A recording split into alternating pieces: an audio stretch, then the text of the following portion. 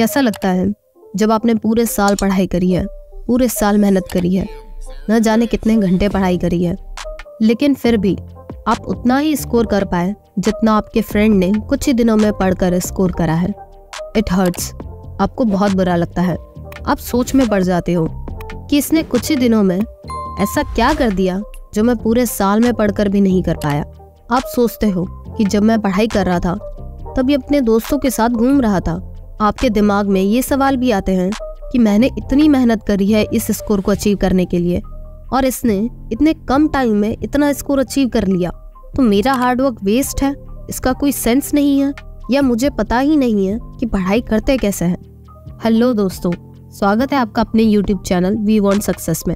और आज की इस वीडियो में हम बात करेंगे कि कैसे हम कम पढ़ के भी एग्जाम में अच्छे मार्क्स ला सकते हैं या कैसे हम स्मार्ट स्टडी कर सकते हैं। हमें घंटों पढ़ाई करने की ज़रूरत ना पड़े, हम कम टाइम में पढ़कर भी अच्छे मार्क्स ला पाएं।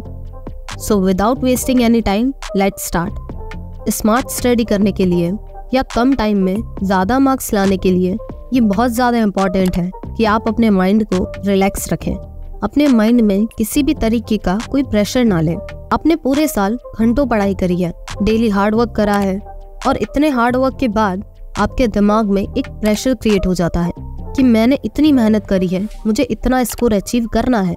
एंड प्रिपरेशन के दौरान कभी भी अगर आपको ऐसा लगता है कि शायद मैं स्कोर नहीं कर पाऊंगा, तो आप नर्वस होने लगते हैं। एंड उस नर्वसनेस के साथ आप जो भी चीज़ पढ़ोगे उसे आप लॉन्ग टर्म तक याद नहीं रख पाओगे। इसलिए स्मार्ट स्टडी करने के लिए ये बहुत ज़्यादा ज़रूरी है कि आप रिलैक्स्ड फील करें। आप जो भी पढ़ाई करें आपको बहुत कामली उसे पढ़ना है, आपको बिल्कुल भी नर्वस नहीं होना है। ऐसे स्टूडेंट्स जो लास्ट मोमेंट पे पढ़ाई करते हैं या कम पढ़ के भी अच्छा स्कोर करते हैं, वो स्टूडेंट्स कभी भी स्ट्रेस नहीं लेते हैं। उनके ऊपर कोई प्रेशर नहीं होता है कि मुझे इतना स्कोर करना है।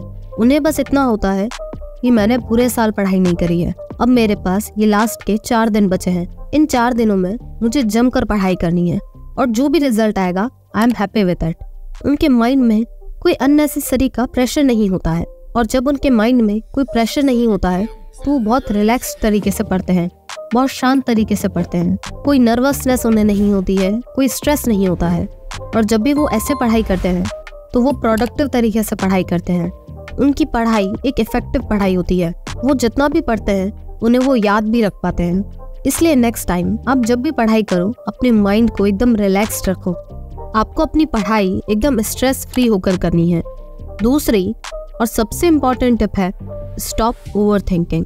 एग्जाम का टाइम हमारे लिए सबसे ज़्यादा प्रीशियस होता है या यूँ कहें सबसे ज़्यादा इम्पॉर्टेंट होता है। इस टाइम में हमारे ऊपर बहुत सारा प्रेशर भी होता है, हमें डर भी लग रहा होता है, बहुत सारे इमोशंस हमारे मिक्स्ड हो जाते हैं like fear, anxiety, stress, nervousness. और इन सब के चलते हम ओवर थिंकिंग मोड में चले जाते हैं। हम वैसे तो पढ़ाई करने के लिए अपने स्टडी टेबल पर हैं, लेकिन हम मेंटली ओवर थिंकिंग मोड में होते हैं।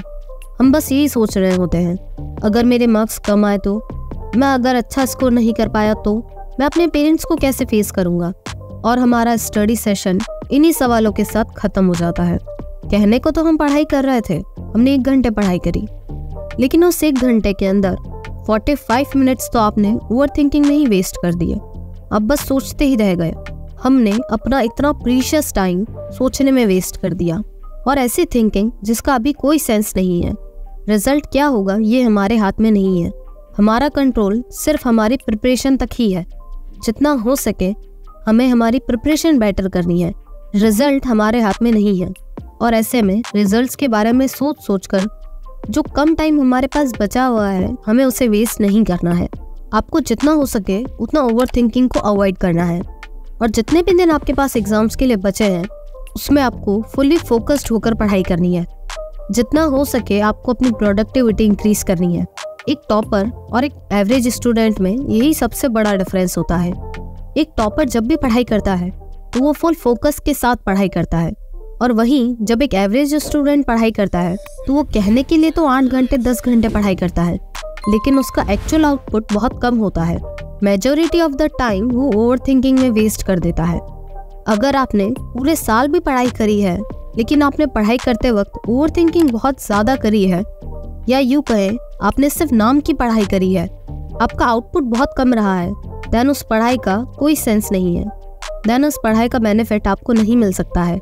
इसलिए आप भले ही कम पढ़ाई करें, लेकिन वो पढ़ाई एक प्रोडक्टिव स्टडी होनी चाहिए। आपको अपना स्टडी सेशन एक इफेक्टिव स्टडी सेशन बनाना है। थर्ड टिप है 80-20 रूल। ऐसे स्टूडेंट्स जो कम पढ़ के भी अच्छा स्कोर करते हैं, उन्हें पता है कि 80% रिजल्ट 20% ऑफ आउटपुट से आता है, यानी आपके मैक्सिमम मार्क्स 20% ऑफ टॉपिक में से आएंगे। और ये 20% टॉपिक ऐसे टॉपिक्स होते हैं जो एग्जाम पॉइंट ऑफ व्यू से बहुत ज़्यादा इंपॉर्टेंट होते हैं। इनके एग्जाम में आने के चांसेस बहुत ज़्यादा होते हैं। ऐसे में जो टॉपर्स होते हैं या हाई अचीवर्स होते हैं, वो इन टॉपिक्स पर बहुत ज़्यादा फोकस करते हैं। जो हाई अचीवर्स स्टूडेंट्स होते हैं, वो चाहे कुछ और पढ़े या ना पढ़े, लेकिन वो इन टॉपिक्स को पढ़कर ज़रूर जाते हैं। उन्हें पता है क्वेश्चन पेपर में मैक्सिमम क्वेश्चंस इन्हीं टॉपिक्स में से बनने हैं। अगर वो लास्ट मोमेंट पे इन्हीं टॉपिक्स का रिवीजन करेंगे तो ये उनके लिए बहुत ज़्यादा बेनिफिशियल होगा। वो एग्ज़ाम में बहुत अच्छा स्कोर अचीव कर पाएंगे। हर एक स्टूडेंट जो कम पढ़ के अच्छा स्कोर करता है, वो ये बात जानता है कि उसके पास इतना टाइम नहीं है कि वो हर एक टॉपिक को पढ़े। इसलिए वो 80-20 रूल को याद रखता है और उन्हीं टॉपिक्स को पढ़ता है जो एग्ज़ाम के लिए बहुत ज़्यादा इंपॉर्टेंट है। आपके एग्ज़ाम्स में ये टिप्स आपको डेफिनेटली हेल्प करेंगी। ये टिप्स कोई ऐसी वैसे टिप्स नहीं हैं, ये टिप्स प्रैक्टिकल टिप्स हैं। इन्हें आप अपनी लाइफ में या अपनी पढ़ाई में डेफिनेटली इम्प्लीमेंट कर सकते हैं।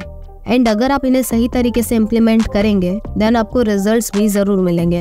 उम्मीद करती हूँ ये वीडियो आपको पसंद आई होगी। मिलते हैं नेक्स्ट वीडियो में। Till then keep learning and keep smiling.